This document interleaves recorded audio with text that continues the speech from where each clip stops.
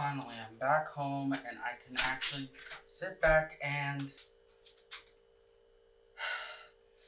I should be happy that at least it doesn't appear out in public. Henshin! Okay, so what am I reviewing? Wow, you're actually agreeing to do this? Well, my therapist says as long as I'm not doing anything that would harm people or myself, might as well go along with it. So, what am I reviewing? The Bob's Burgers movie. Wait, there was a movie for that?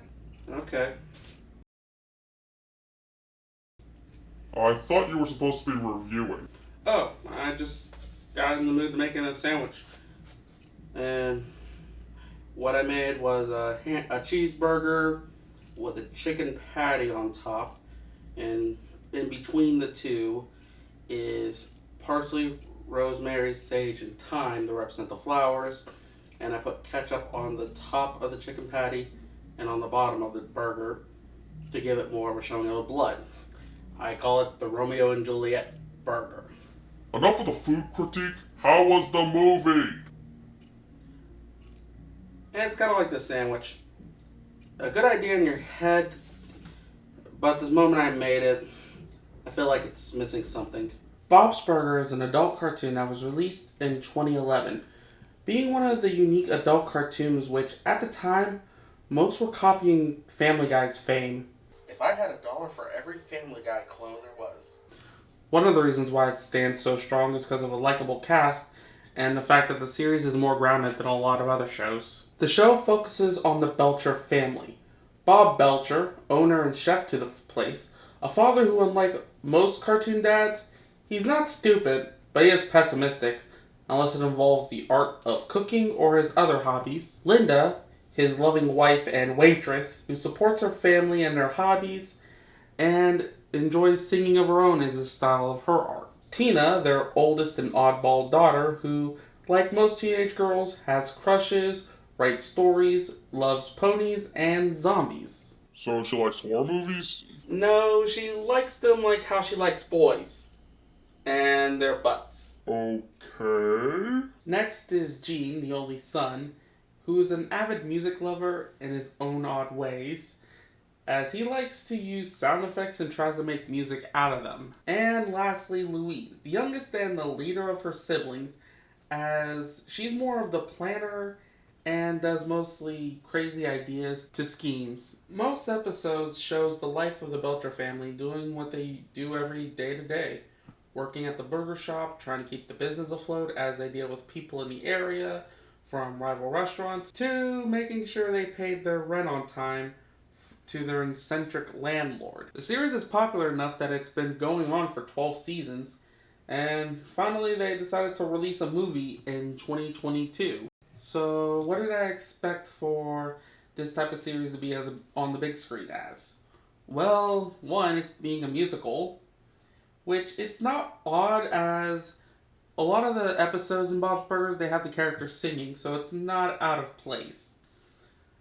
Though, I'm only questioning that there's only like really 4 songs in this movie, but then again, I'm not a musical expert to judge.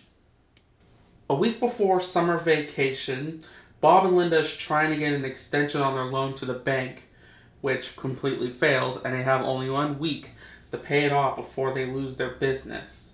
While at the same time, Tina's story is she's trying to get her crush, Jimmy Jr., to be her summer boyfriend. Gene's trying out a new instrument and wanting to be the opening act to the Wharf amusement park, with Louise wanting to prove to everyone that she is not a baby, while at the same time didn't wanting to do a flip on the bars, which would lose her hat.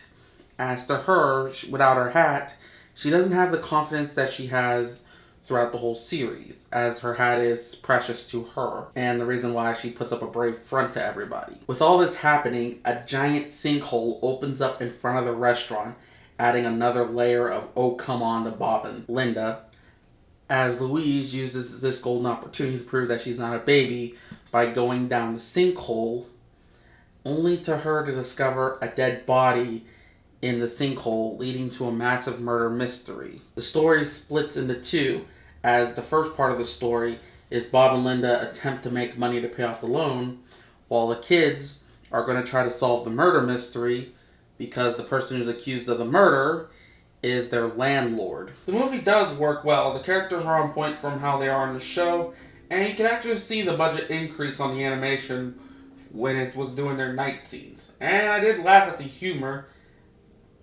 and I will admit their music was earworming as I was humming The Sunny Side Up of Summer when I was walking around. I did notice this one joke in the movie dealing with the whole musical thing. I don't know if it was an actual joke, but I just noticed it weirdly.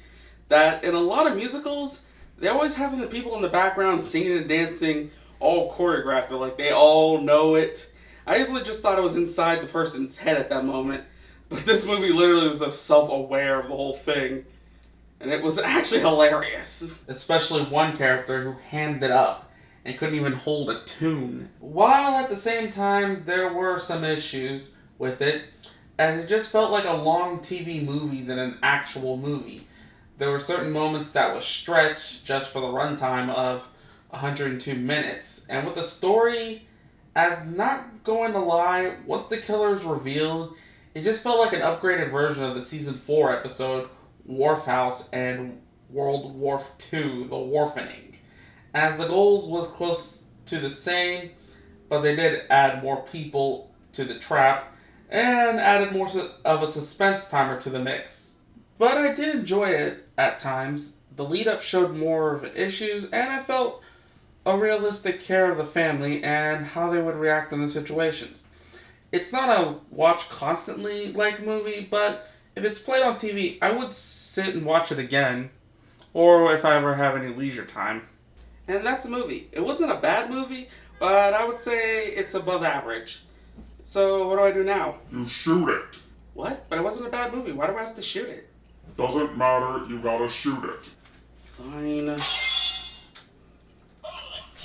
Apologies.